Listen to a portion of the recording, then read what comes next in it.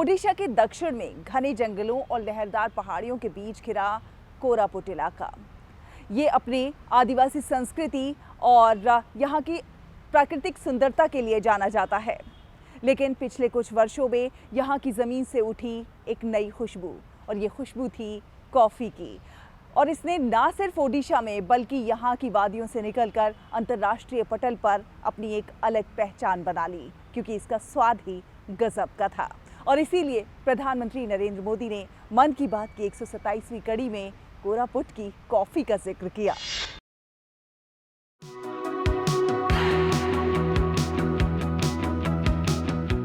भारत दुनिया भर में 7वां सबसे अधिक कॉफी उत्पादक देश है। दुनिया भर में भारत की कॉफी बहुत लोकप्रिय हो रही है। चाहे कर्नाटक में चिकमंगलूर, कुर्ग और हासन हो, तमिलनाडु में पुलनी, शेवरॉय, नीलगिरी और अन्नामलाई के इलाके हों, कर्नाटक तमिलनाडु सीमा पर बिलिगिरी क्षेत्र हो, या फिर केरल में वायनाड, त्रावणकोर और मालाबार के इलाके। भारत की कॉफी की डाइवर्सिटी देखते ही बनती है। ओडिशा के कोरापुट में कई ऐसे लोग हैं जो अपनी कॉर्पोरेट जॉब छोड़कर कॉफी उत्पादन के काम में आ गए हैं, जिससे उन्हें सम्मान और सफलता दोनों हासिल हुई। मन की बात में प्रधानमंत्री मोदी ने भारतीय कॉफी की चर्चा की, जो कि दुनिया भर में लोकप्रिय हो रही है। कोरापुट में 1990 के दशक की शुरुआत में कुछ किसानों ने कॉफी की खेती शुरू की थी। इन्होंने कर्नाटक से प्रेरणा लेकर इसे लगभग 400 एकड़ में फैलाया। बाद में प्राइवेट किसानों और सरकारी एजेंसियों के सपोर्ट से कोरापुट के अलग अलग इलाकों में इसकी खेती की गई।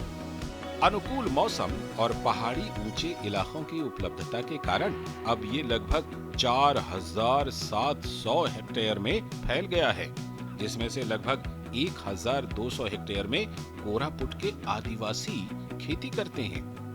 खास तौर से इसकी खेती कोरापुट, सेमिलीगुड़ा, लक्ष्मीपुर, दशमंतपुर, पोटांगी, नंदपुर और लामतापुट इलाकों में की जाती है, जहां लगभग 1 एकड़ जमीन में औसतन 40 क्विंटल कॉफी का उत्पादन होता है। हमारा यहाँ लगभग 400 किलो पर एकड़ आ जाता है, तो इकोनॉमी के लिए ये वायबल प्रोजेक्ट है। और इसको और देखभाल करने से और टेक्निकल नो हाउ ज़्यादा यहाँ पहुँचाने से कोरापुट में कॉफ़ी का बहुत ज़्यादा हो सकता है। यह कॉफी अपने लाजवाब स्वाद के लिए जानी जाती है और यह कोरापुट के लोगों के लिए गर्व का विषय है। पीएम ने बताया कि कैसे कोरापुट में कॉफी की खेती से कई लोगों, खासकर महिलाओं के जीवन में सकारात्मक बदलाव आया है, जिससे उन्हें सम्मान और समृद्धि मिली है।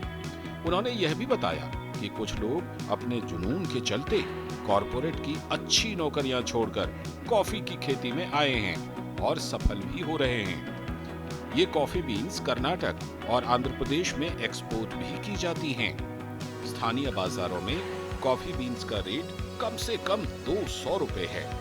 कॉफी की खेती अपनाने के बाद आदिवासियों और गैर आदिवासियों दोनों की सामाजिक आर्थिक स्थिति में सुधार हुआ है। प्रधानमंत्री के इस जिक्र से कोरापुट जिले के अधिकारियों और कॉफी किसानों में खुशी की लहर दौड़ गई है। इस पहचान से कॉफी की खेती को और बढ़ावा मिलेगा। इसमें round the year employment generation का बहुत सारा स्कोप है। और ये आप बिलीव नहीं करेंगे, 70% ट्राइबल कम्युनिटी है, बाकी जनरल जो कम्युनिटी है वो 30%। गौरतलब है कि कोरापुट में 1.46 लाख हेक्टेयर जमीन कॉफी की खेती के लिए बहुत उपयुक्त है। इन बागानों से सालाना करीब 600 टन कॉफी का उत्पादन होता है। कोरापुट कॉफी सिर्फ एक उत्पाद नहीं है, यह गर्व, परंपरा और आर्थिक बदलाव का प्रतीक है। कोरापुट कॉफी का स्वाद असाधारण है और इसके स्वाद के अलावा कॉफी की खेती अपने आप में लोगों के लिए फायदेमंद साबित हो रही है। कोरापुट में कुछ ऐसे व्यक्ति हैं जो सिर्फ जुनून के कारण कॉफी की खेती कर रहे हैं। उनके पास कॉर्पोरेट जगत में अच्छी नौकरियां थीं, लेकिन उन्हें कॉफी इतनी पसंद थी कि वे इस क्षेत्र में आ गए और अब इसमें सफल भी हो रहे हैं। कोरापुट कॉफी की खेती में महिलाओं की भागीदारी बहुत अहम है। सेल्फ हेल्प ग्रुप SHG के माध्यम से महिलाएं न केवल खेती करती हैं, बल्कि कॉफी की प्रोसेसिंग और मार्केटिंग में भी सक्रिय भूमिका निभा रही हैं। इससे उन्हें आर्थिक मजबूती मिली है और समाज में उनका सम्मान बढ़ा है। ऐसी कई महिलाएं हैं जिनके जीवन में कॉफी के कारण सकारात्मक बदलाव आए हैं। कॉफी ने उन्हें सम्मान और समृद्धि दोनों दिलाई है।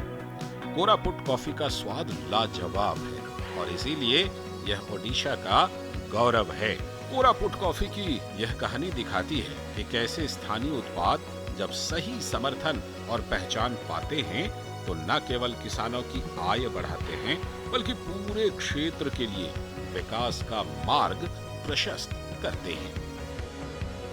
गुड न्यूज जज्बा इंडिया के लिए कोरापुट से अक्षय कुमार मिश्रा की रिपोर्ट, DD न्यूज।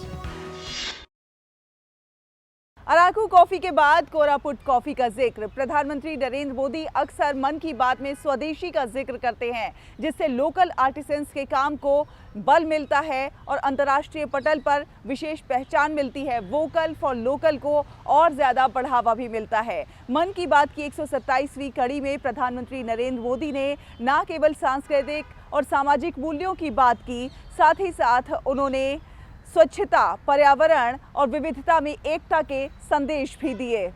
उम्मीद है आप सबको हमारा ये प्रोग्राम बहुत पसंद आया होगा। आप हमें अपनी प्रतिक्रियाएं भेज सकते हैं। हमारा ईमेल ID है ddgoodnewsindia@gmail.com। अगले हफ्ते फिर हाजिर होंगे कुछ और अच्छी कहानियों के साथ। तब तक के लिए हमारी पूरी टीम को दीजिए अनुमति। नमस्कार।